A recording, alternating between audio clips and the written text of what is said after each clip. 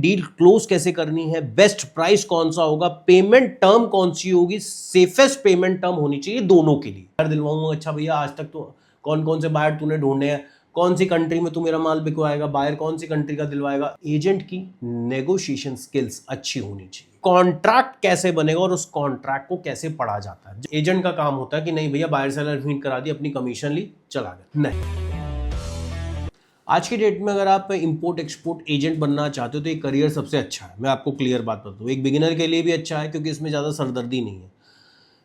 मैं आपको सिर्फ एक ही चीज़ कहूँगा, अगर आप इंपोर्ट एक्सपोर्ट बिजनेस एजेंट बनते हो, या सपोज करो आप एक बिजनेस चला रहे हो, आप इंपोर्टर हो या एक्सपोर्टर हो, आपको कोई एजेंट हायर करना है, तो उसकी रोल ऑफ रिस्पॉन्सिबिलिटी क्या होनी चाहिए। आप अपना खुद का काम भी शुरू कर सकते हो, लेकिन ये जान के चलिए जब भी आप बैठे, हम एक एग्जाम्पल लेते हैं, भाई मुझे एजेंट बनना है, मैं किसी बायर के सामने बैठता हूँ, सप्लायर के सामने बैठता हूँ, तो मेरी ड्यूटी क्या होगी, मेरी रिस्पॉन्सिबिलिटी क्या होगी। और ऐसे ही जब आप हायर करोगे तो उस बंदे की भी रिस्पॉन्सिबिलिटी क्या होनी चाहिए, ड्यूटीज क्या होनी चाहिए। आमतौर पर लोग क्या सोचते हैं कि भाई एजेंट का काम होता है कि नहीं भैया बायर सेलर मीट करा दी, अपनी कमीशन ली, चला गया। नहीं, इसके आगे भी बहुत जिम्मेदारियां होती हैं।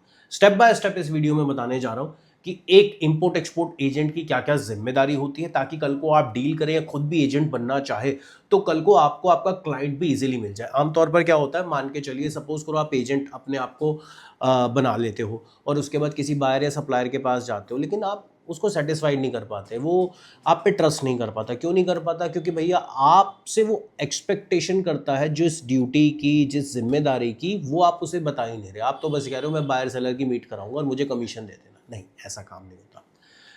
मेरा नाम है हर्ष धवन, मैं हूं इंटरनेशनल बिजनेस एक्सपर्ट और हमारी ऑफलाइन और ऑनलाइन ट्रेनिंग चलती है जिसमें स्टेप बाय स्टेप हम आपको इंपोर्ट एक्सपोर्ट बिजनेस आसान भाषा में सरल तरीके से प्रैक्टिकली पोर्ट के अंदर सिखाते हैं। और वहां पे जब पोर्ट के अंदर लेके जाते हैं तो वहां पे एक्सपर्ट्स ही आपको हर चीज स्टेप बाय स्टेप एक्सप्लेन करते हैं। तो सबसे बड़ा फायदा क्या है कि पोर्ट के अंदर जाके वहां पे आपको एक्सपर्ट्स द्वारा ही ट्रेनिंग दी जाती है।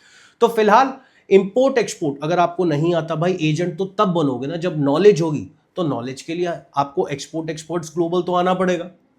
तो स्क्रीन पे जो नंबर आ रहा है उस पर कॉल करके आप आज ही रजिस्ट्रेशन करा सकते हैं, ऑफलाइन क्लासेस ले सकते हैं, ऑनलाइन क्लासेस ले सकते हैं। अब मैं आगे बढ़ता हूं कि एक एजेंट की क्या क्या रिस्पॉन्सिबिलिटी होती है। सबसे पहली चीज, अगर आप किसी प्रोडक्ट या किसी सपोज करो सेक्टर से रिलेटेड एजेंट बनना चाहते तो उस सेक्टर की, उसकी मार्केट रिसर्च आपके पास पूरी होनी चाहिए। क्लाइंट की सोर्सिंग का डेटा आपके पास पूरा होना चाहिए। याद रखिए, आपके पास अलग अलग कंट्रीज के बायर्स की लिस्ट और अलग अलग कंट्रीज के सप्लायर की लिस्ट होनी चाहिए, पहली चीज। अदरवाइज कोई सप्लायर आप पे ट्रस्ट नहीं करेगा, कोई बायर आप पे ट्रस्ट नहीं करेगा। आप बायर के सामने चले जाओ, कहो जी मैं एक एजेंट हूं, वो कहेगा अच्छा भैया कौन से सप्लायर से माल उठवा के देगा, कौन सी कंट्री से उठवा के देगा। आप कहोगे सर मैं ढूंढ के बताऊंगा, डील नहीं होगी। सेम चीज अगर आप सप्लायर के साथ करोगे, मैं बायर दिलवाऊंगा, अच्छा भैया आज तक तो कौन कौन से बायर तूने ढूंढे हैं, कौन सी कंट्री में तू मेरा माल बिकवाएगा, बायर कौन सी कंट्री का दिलवाएगा, वो आप कहोगे सर आप अगर मेरे साथ डील करोगे मैं तब ढूंढूंगा। नहीं भाई, ये काम आपको एडवांस में करके रखना है। आपके सामने प्रेजेंटेशन के लिए कुछ होना चाहिए भाई, तभी बंदा सामने ट्रस्ट करेगा, ऐसे नहीं करेगा। फिर इसके बाद क्या करते हैं, आपको पूरे मार्केट ट्रेंड के बारे में पता होना चाहिए, प्राइसिंग के बारे में पता होना चाहिए कि किस कंट्री में कौन से प्राइस पे आपका माल बिक रहा है। जब हम अपनी इंपोर्ट एक्सपोर्ट बिजनेस की ट्रेनिंग देते तो ये भी आपको सिखाते हैं किस कंट्री में कौन से प्राइस पे आपको माल भेजना है। हर कंट्री के हिसाब से मार्जिन चेंज हो जाते हैं, हर कंट्री के हिसाब से सर्टिफिकेशन चेंज हो जाते हैं। तो क्या आपको ये पता है कि कौन सी कंट्री के हिसाब से कौन सा सर्टिफिकेशन है? नहीं पता। ना बायर मिलेगा ना सेलर मिलेगा, एजेंट का सपना सपना ही रह जाएगा। तो अगर कल को आप किसी एजेंट को भी हायर करते हैं तो ये जिम्मेदारी किसकी है? ये जिम्मेदारी है उस एजेंट की। इसी के साथ साथ सारे B2B प्लेटफॉर्म देख लो, ट्रेड फेयर्स में विजिट करो, लिंक्डइन पे अपना अकाउंट बना लो और नेटवर्क स्ट्रांग रखो। जितना बड़ा नेटवर्क उतना काम आपको सबसे अच्छा मिलेगा। लोगों को क्या चाहिए? लोगों को मार्केट में एक ट्रस्ट वर्दी पर्सन चाहिए। आप ही बताओ ना, आप भी जब बिजनेस करोगे तो सामने वाले पे ट्रस्ट करोगे ना, आपको ट्रस्ट वर्दी होना चाहिए, ये फायदा होगा आपको। इसी के साथ साथ अब क्या होता है, बायर आपको साथ लेके जाएगा, खास तौर से जब फॉर एग्जांपल जो लोग इंपोर्ट कराते हैं, अब चाइना वो कभी गए नहीं है, वो एक एजेंट को लेके चले जाते हैं, एजेंट के साथ बैठते हैं। एजेंट की नेगोशिएशन स्किल्स अच्छी होनी चाहिए। देखिए, मुद्दा ये नहीं है कि उनकी डील हो जाए, मुद्दा ये होना चाहिए कि आपको दोनों पार्टी का ध्यान रखना है। ऐसा भी नहीं हो कि आपकी जो पार्टी है उसको महंगा माल दिलवा दो, वो बेचारा आगे बेच ही ना पाए, तो नुकसान किसका है? नुकसान हमारा है। वो नहीं बेच पाएगा तो दोबारा हमें हायर क्यों करेगा? हमारा भी धंधा गया।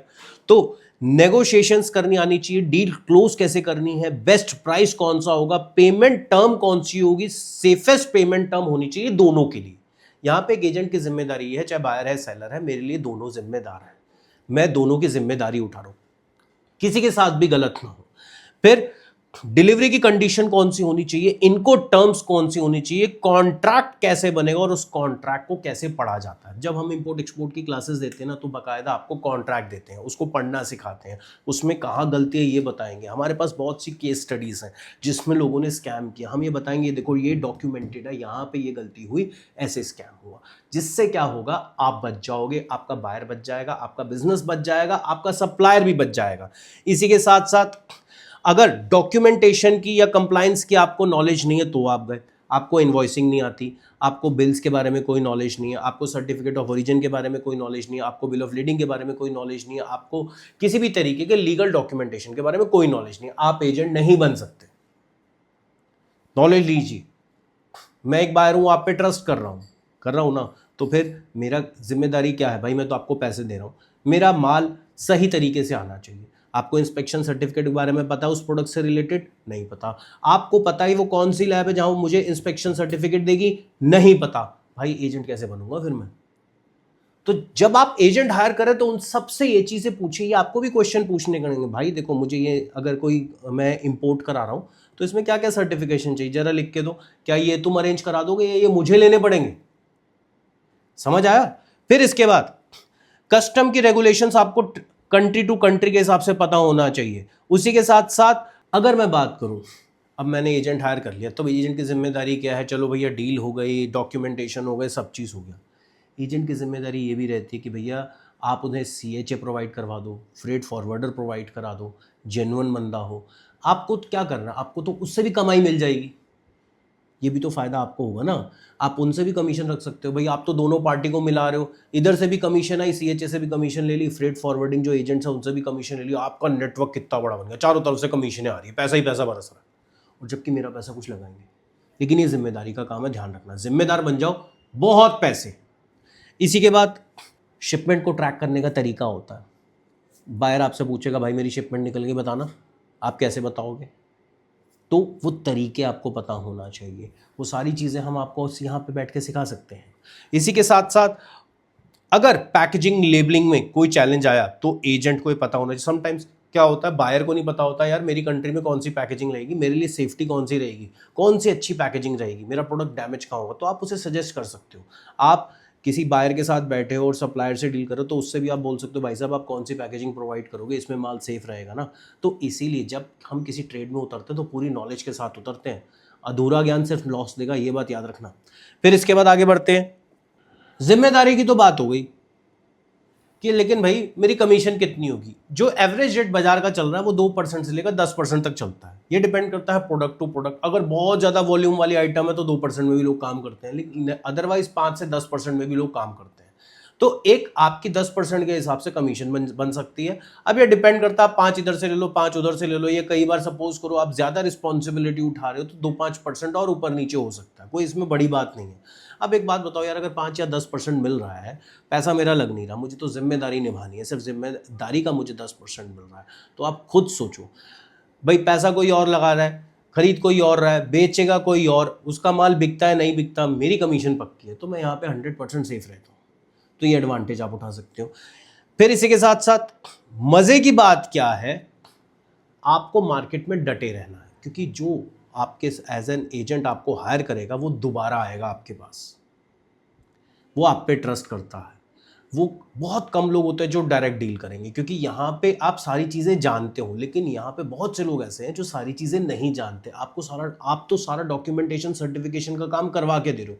तो बीइंग अ बिजनेसमैन मैं तो उसी को हायर करूंगा। और आज भी जो हम काम करते हैं ना, हमारी पूरी टीम बनी हुई है, उसमें क्या होता है, एक टीम का एक जिम्मेदारी कुछ है, एक की जिम्मेदारी कुछ है। भाई मैंने जिम्मेदारी दे दी, बस मुझे और कुछ नहीं चाहिए। मैं सारा काम करने जाऊंगा, 5-5, 10-10 हज़ार बचाऊंगा तो मैं फिर से उलझता ही रह जाऊंगा। तो फिर ना तो मैं ग्रो कर पाऊंगा, ना ही मैं सोच पाऊंगा आगे का। आपको भी आगे बढ़ना है, मुझे भी आगे बढ़ना है, सभी को आगे बढ़ना है। समझ आया।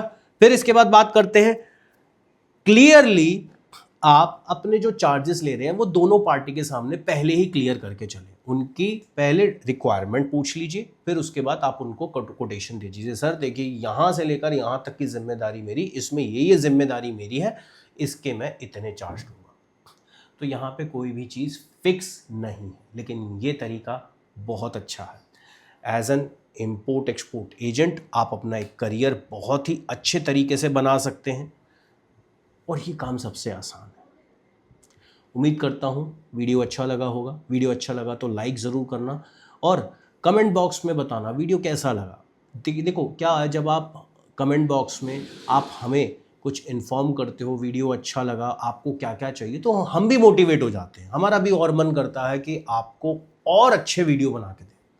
वीडियो को ज़्यादा से ज़्यादा शेयर करना। जो लोग पहली बार देख रहे हैं तो सब्सक्राइब ज़रूर कर लें, आप ही का ही फायदा है। मिलता हूँ अगले वीडियो में, तब तक के लिए जय हिंद। एयरपोर्ट से हमारा मटेरियल निकल गया और शिप पोर्ट के लिए वो रेलवे से जाता है। हाँ, अगर कुछ मिस हैपनिंग हो गई तो उसके चार्जेस कौन बियर करेगा? इंश्योरेंस में जाएगा, वो इंश्योरेंस में जाएगा। इंश्योरेंस में जाएगा। इसीलिए मैंने आपको इनलैंड इंश्योरेंस और मरीन इंश्योरेंस का कॉन्सेप्ट बताया था। ये दोनों कॉन्सेप्ट बिल्कुल क्लियर होने चाहिए। अब ये जैसे फार्मास्यूटिकल का कोई प्रोडक्ट आया तो इसकी टेस्टिंग के लिए काटा हुआ, और इसमें से एक सैंपल निकाल के चेक करेंगे कि ड्रग्स ना हो। तो सबसे पहली बात ये भी चीज़ होती है, इंस्पेक्शन है, हम कस्टम को रोक नहीं सकते, और कस्टम का राइट है कभी भी आ जाएगा।